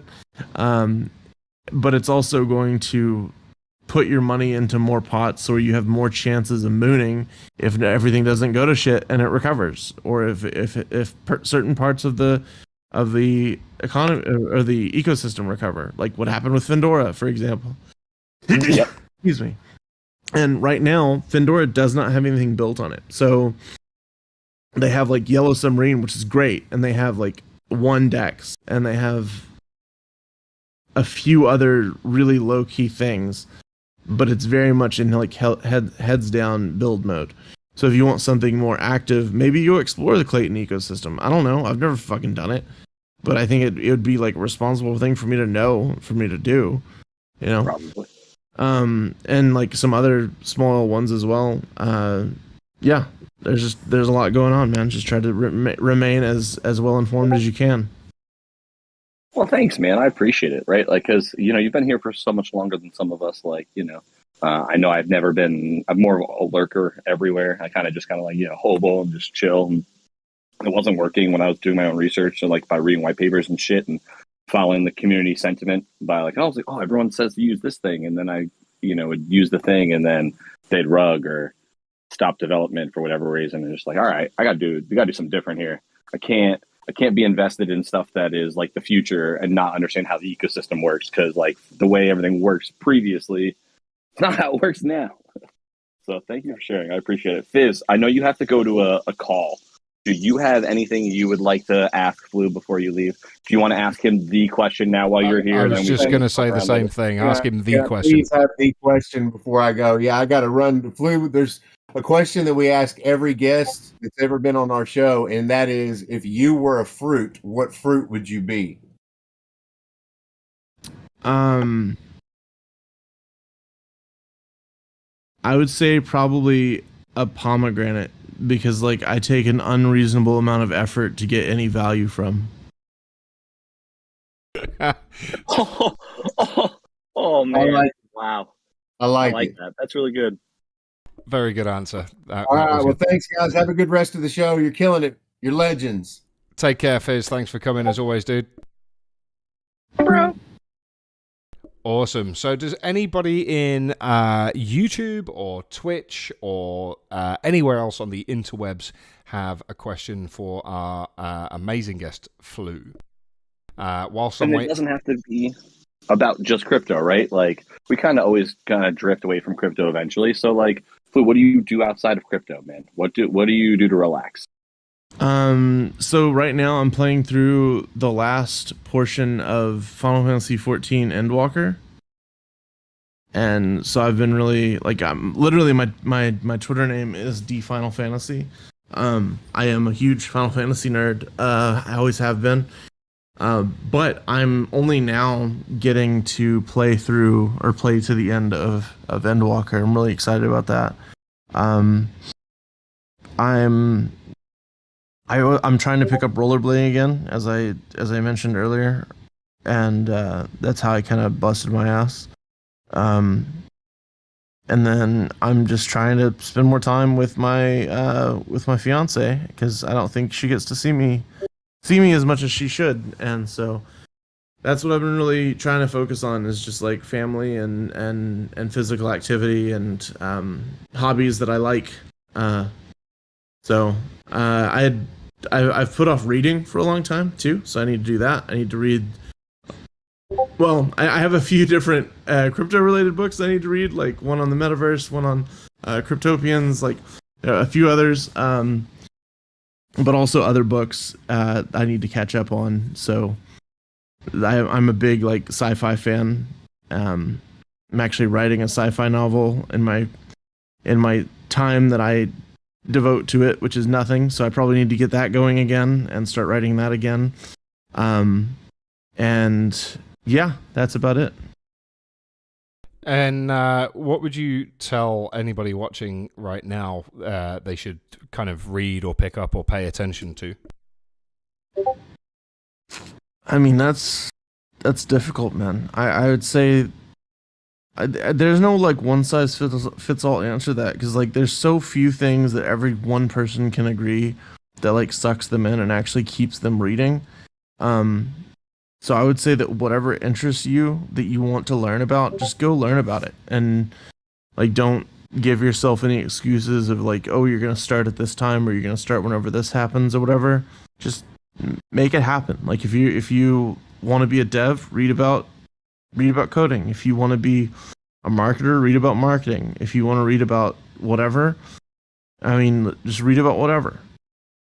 No, I like that answer. You get a lot of people, they'll come on and you know, onto things like this, and they'll tell people, you know, what to do. I like that. You know, be your own person, and you know, do what makes you happy. I think is the ultimate thing there. What I would like to see though is a book written by Flu. That would be an interesting book, I think. I don't know how to actually. I don't know how I'm gonna market it. This is a really good question, because like I don't know if I'm gonna do like a thing where it's like written by James and then the little quotation mark in the middle that just like encompasses Flu and then Griffin, or if I'm just gonna write it as like James Griffin and then just like tell people that it's me or whatever. But I don't know. That's my question for you. How do you guys think that I should market any book that I write? How do you guys think I should market that? Well, whilst we're waiting for the comments to come in, I think exactly how you said. To be honest, I think that would be perfect. I think you incorporate the name Flu into the title of all the books, but you keep your actual name your name, right? Like if you're going to bring readers in and you're going to actually like market to that demographic, right? You kind of have to, you know, cater to what the spine of the book is going to look like and what those standards are essentially. I would assume, right? Like maybe. But like, I think if you like used the Flu in the name of the books in some way, shape, or form, or there was like a character that was like incorporated in the books that was like exactly who you were, you know, like your Stan Lee moment, maybe. I think that could be cool. Okay, interesting. Yeah, for sure. I do not disagree with that at all. You can disagree with it. It's more fun if you do. I don't care. Oh no, I just don't. I don't know, man. That's one of those things where I think, and as I was listening to your response, I realized like I definitely need to be like bringing some people in that like are smarter than I am, specifically at like branding authors and branding books, and that's probably a network that I do not have currently. So I would say definitely that's something that if anyone in the audience has like some connections for like people in the literary or like in the publishing business, fucking hit me up. So one thing I noticed when you're speaking, and I could be misreading you here, man. I could be, but you seem to downplay your ability a little bit. You know, it's good that you surround yourself with good, intelligent, focus-driven people, but at the same time, you are. Oh no, I'm a fucking G, like 100%. I'm a fucking G. There we it's go. Just that I don't need to like. We don't need to do that. We don't need to fucking like hype yourself up a little bit in private and like tell yourself that you're a fucking G. But like whenever it comes to like those people around you, like fucking don't be a dick. And I think that.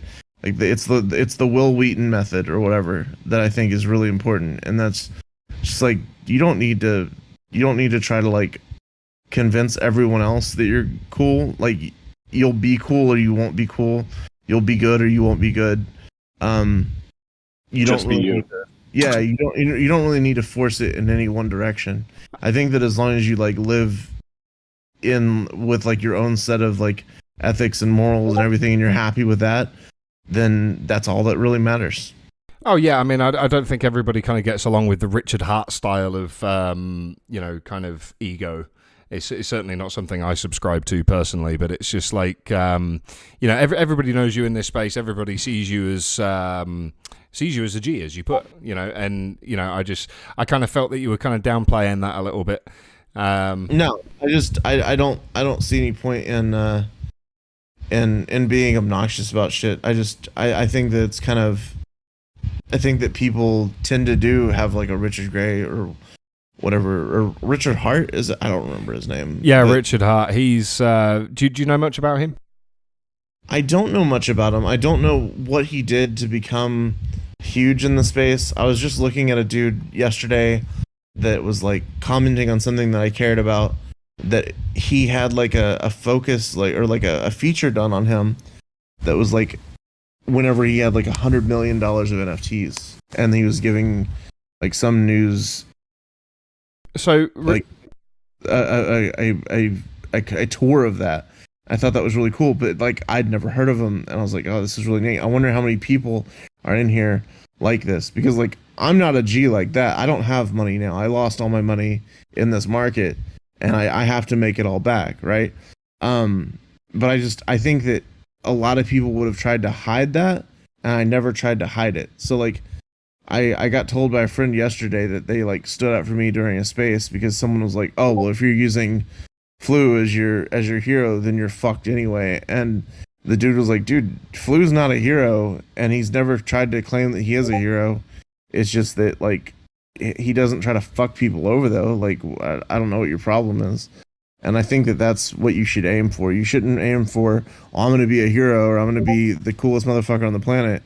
I think you just need to focus on like, let's do the right thing and let's be a good person, and then the rest of it will come eventually. Completely agree. I was going to talk about Richard Hart then, but there's absolutely no point. You've just said it. Is Richard Hart like a good person? Because I don't actually know. So I don't know. I think that's up for debate, really. There's a lot of people that love him, and there's a lot of people that hate him. So he created PulseX, and Pulse Chain is. I don't really understand Pulse Chain that much, but essentially it's going to mirror everything else blockchain. So it will mirror ETH, it will mirror Bitcoin. I don't fully understand it. I'm not even going to try. So he asked people to sacrifice large sums of money so that he could build this. And I know somebody that sacrificed about $300,000 to Pulse Chain. He's also the owner of Hex.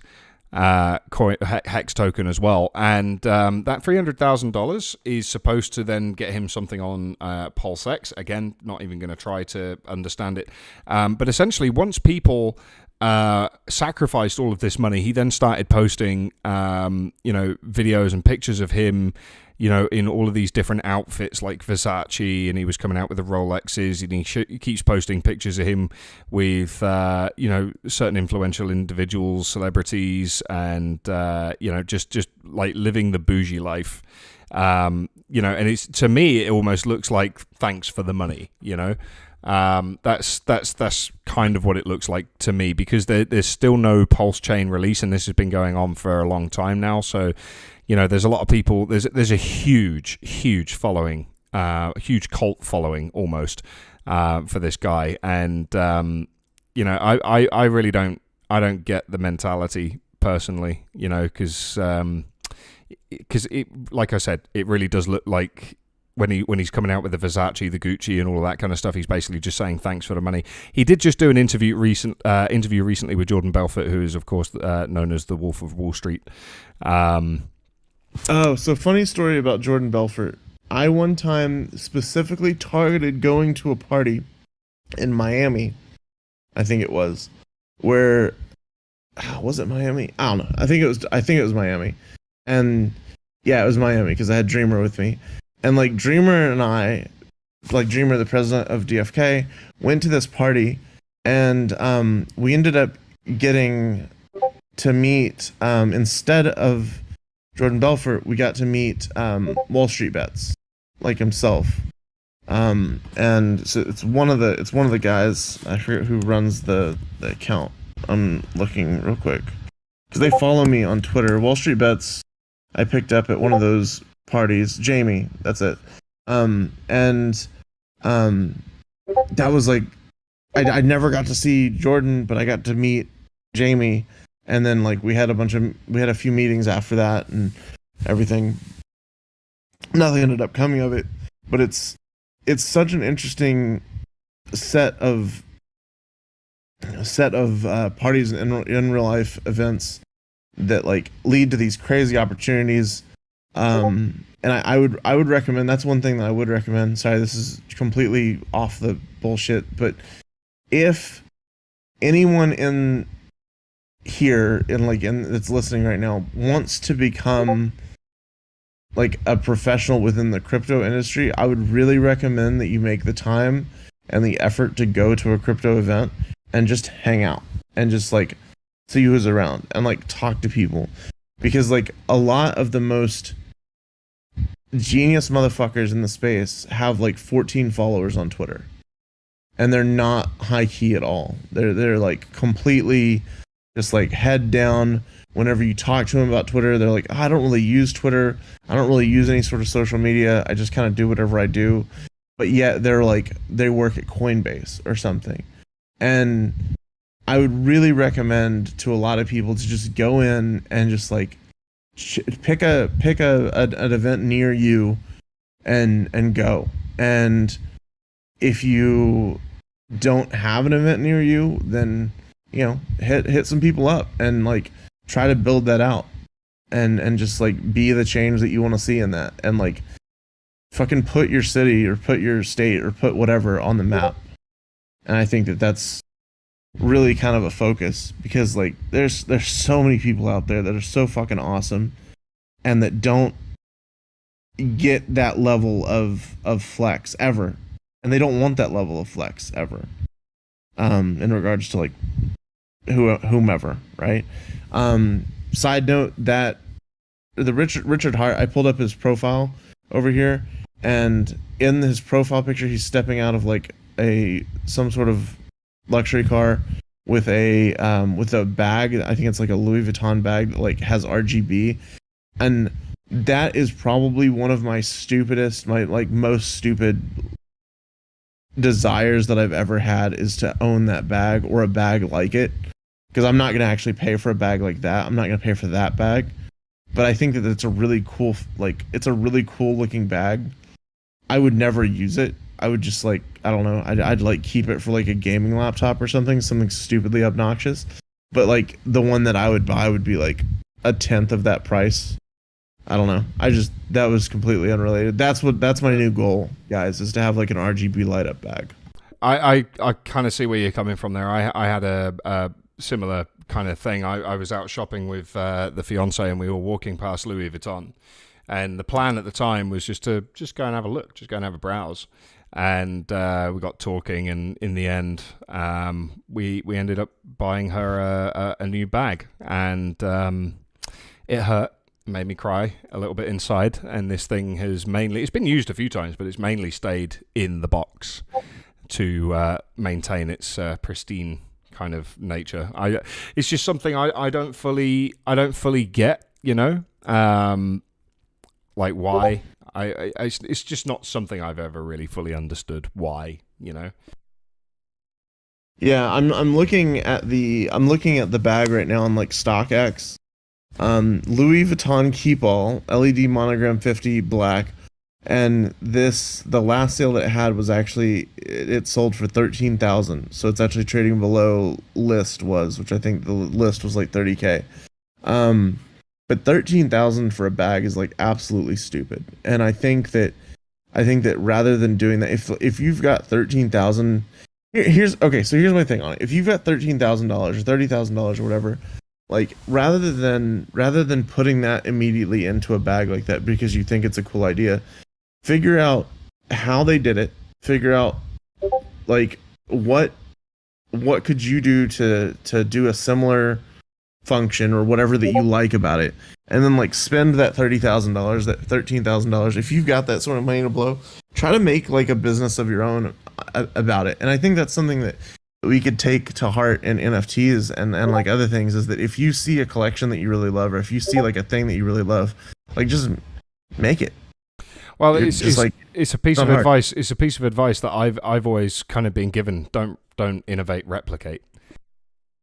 Yeah, and just like iterative process is exactly that. You know, if you see something like that and you think that it's really cool, find a way to scale it to where like more people could experience that cool thing. That's like, I think that's been the thing with a lot of stuff that was formerly for the rich and then became not for the rich.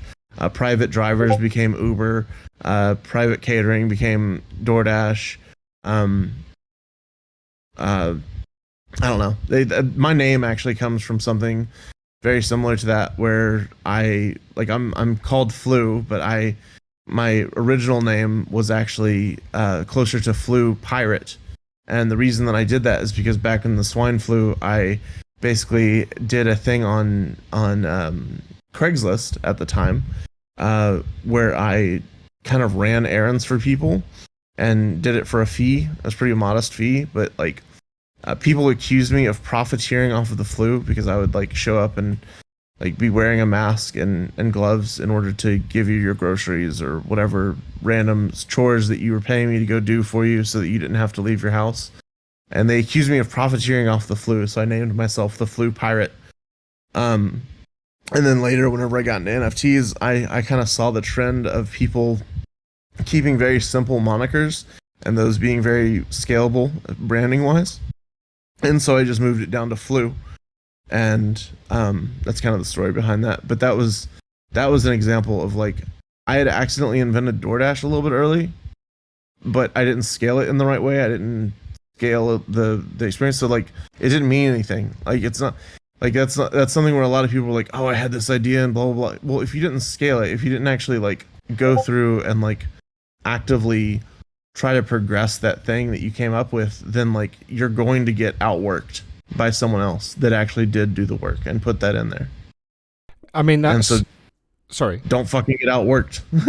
No, I mean, ultimately, that's how entrepreneurship works. I mean, people can have a go at you for profiteering or whatever, but just remember that undertakers exist. You know, people profiteer off of everything, suffering, disease, everything, literally everything. There is always profit to be made somewhere, and if it's some things against your personal morals, then obviously don't do it. But like you're offering people a service, which I'm sure most of them found extraordinarily valuable and convenient as well. Who says that you can't make some money off of that? Absolutely.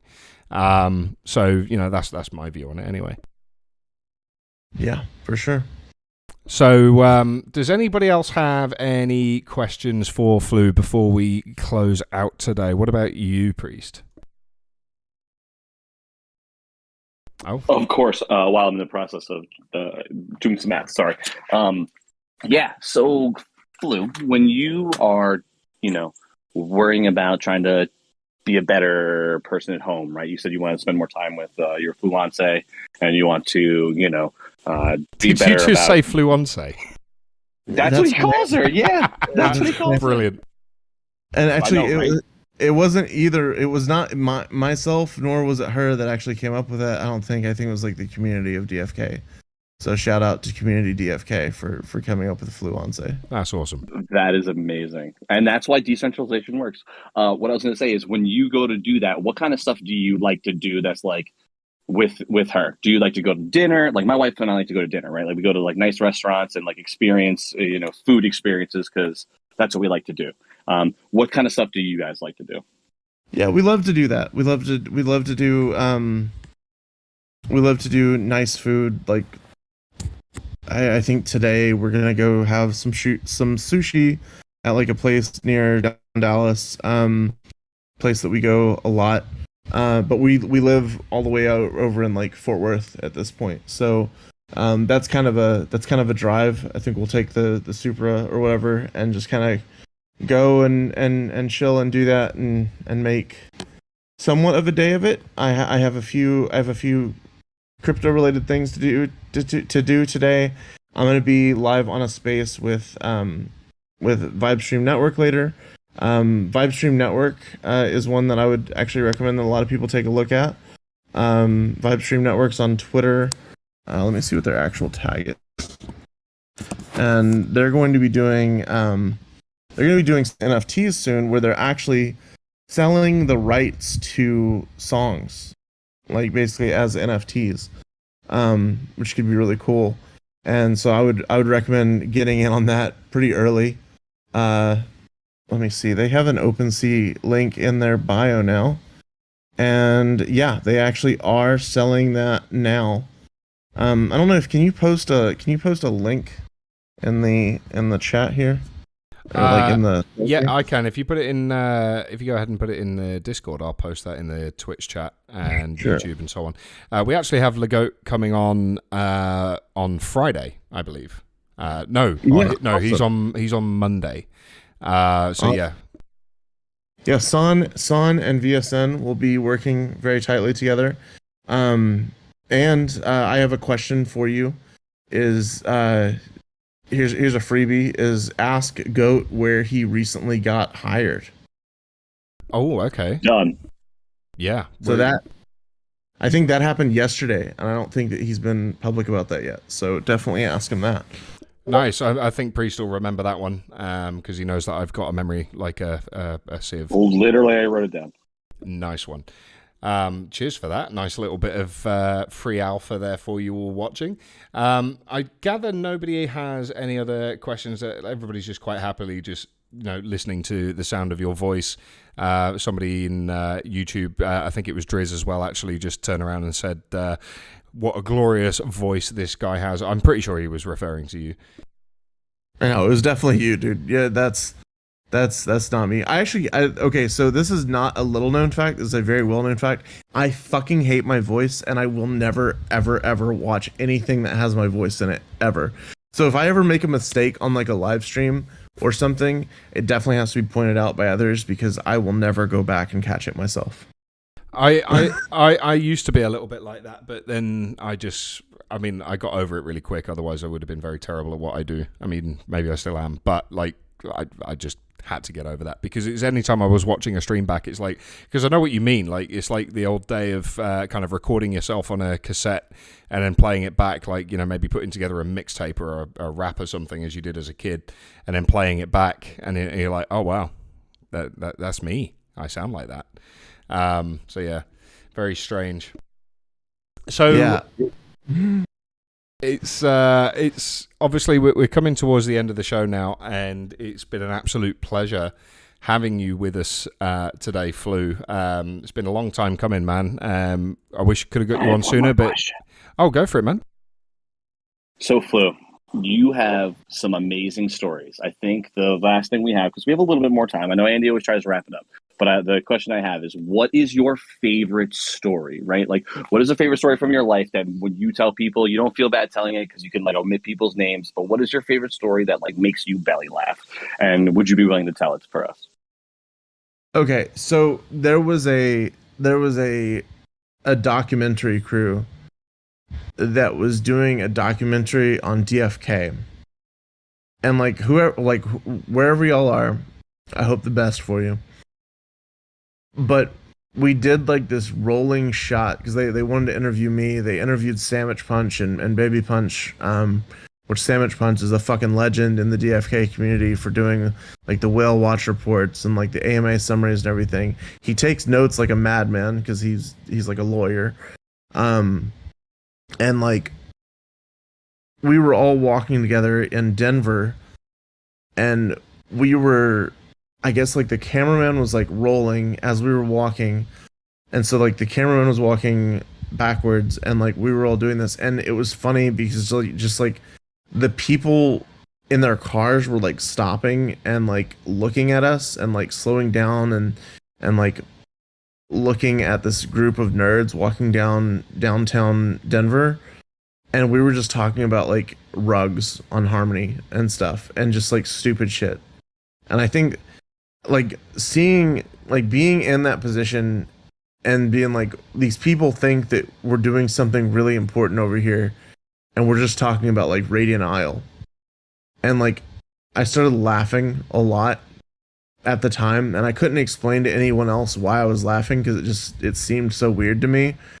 And I think that was like the point at which I recognized that like the whole thing was so insane and so crazy and so hyped up that like I don't know. It was a really weird moment. I think it's funny just because like people will just like stop and stare at someone who's being filmed because they assume that that person's important, and like we're not. We're just playing around with JPEGs online, and it's all ridiculous. And so to have so much hype or so much status built around like a JPEG, it's no more or less stupid than someone spending $30,000 on a bag. It's just the same thing. It's a method of saying I have more than I'm able to eat and house myself with, and it's insane.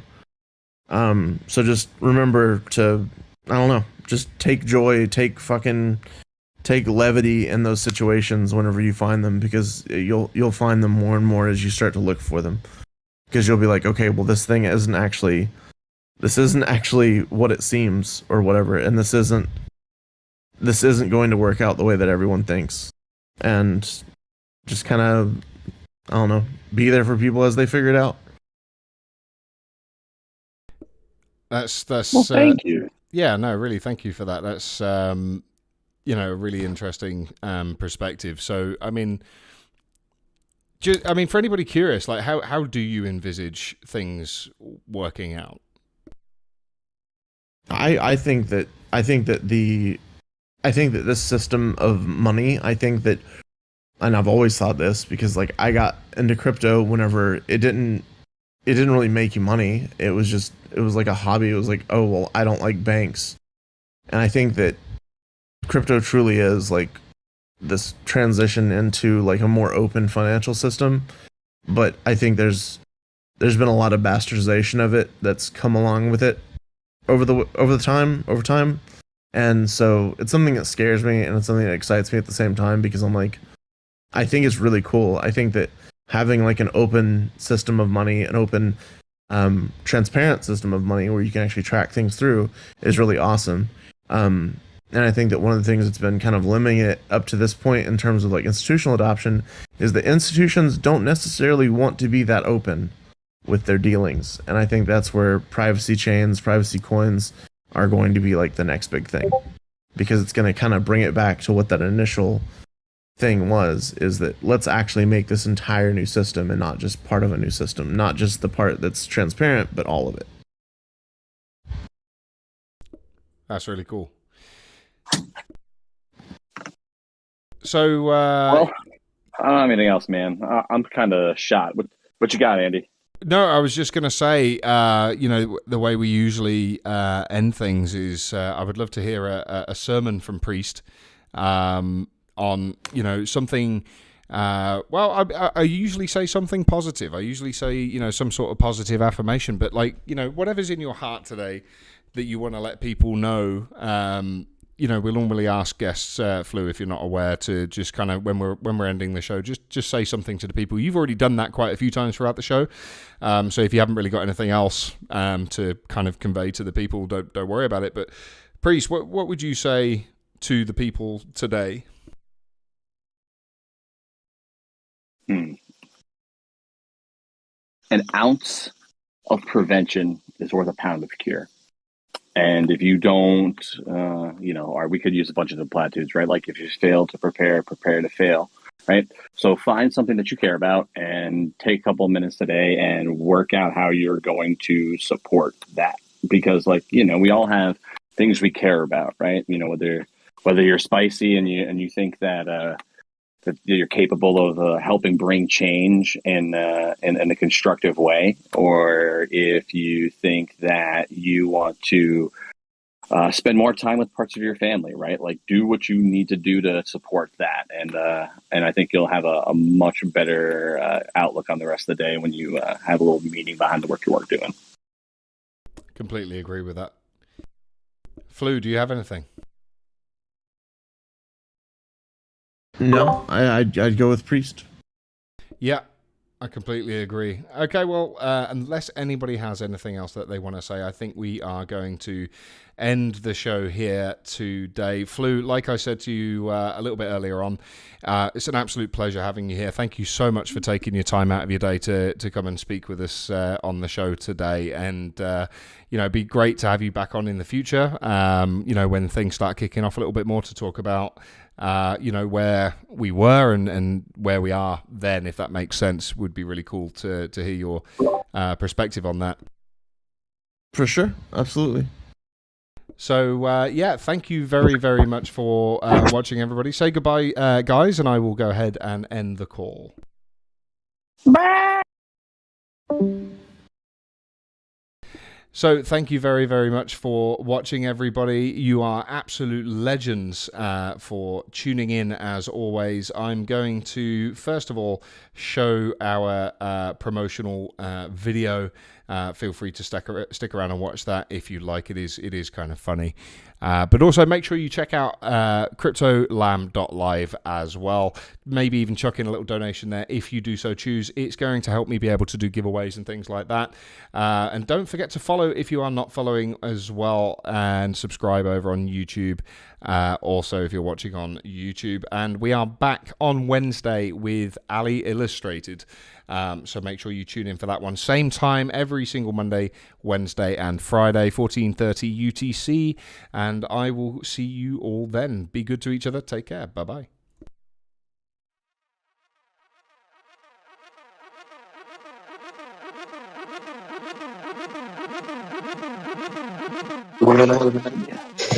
Dude, it's all good. I feel refreshed, man. Water breaks are so necessary.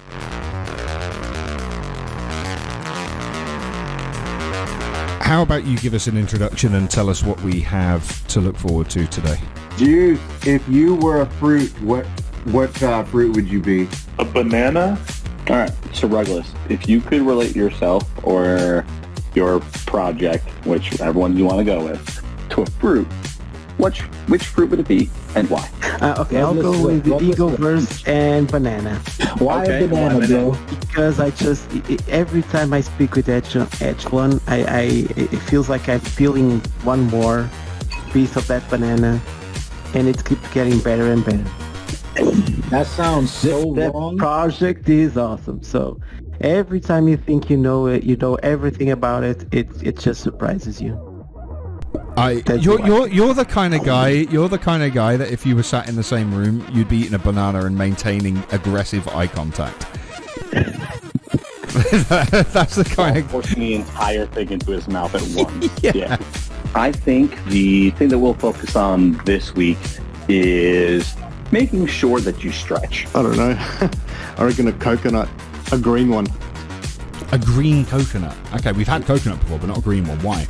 I don't know. You got to go through the hard stuff before you can get to the good stuff. So yeah, thanks for asking. I think I would say probably a mango is like a fruit that you think is like pretty good, but when you actually bite into it, you're like, oh, this is delicious and amazing. It's like I'm all about trying to make things fun, make things enjoyable, and maybe a little bit surprising. Like, your own mentality can make such a big difference in your life, your positivity and stuff. And I really, really enjoy being in spaces with all the people here, the other spaces that I've been in, and learning from everybody.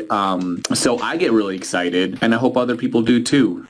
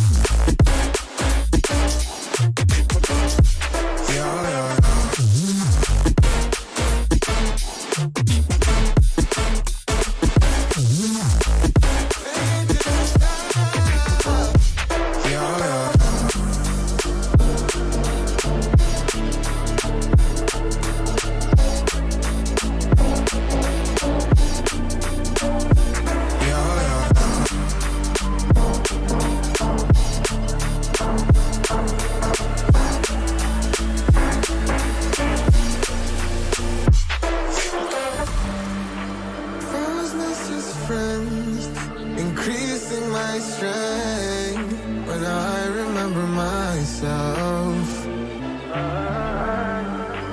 Life can be hard, but it's what we do to get to the top. Yeah, yeah.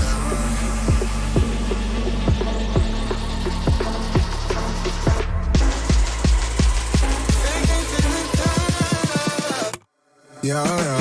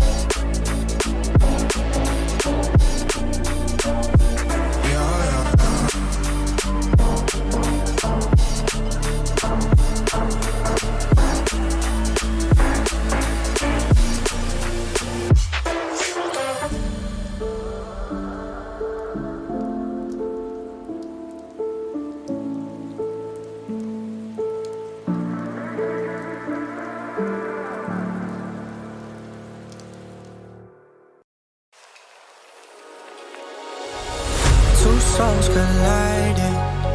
We shared the pieces of ourselves. It's perfect timing now. We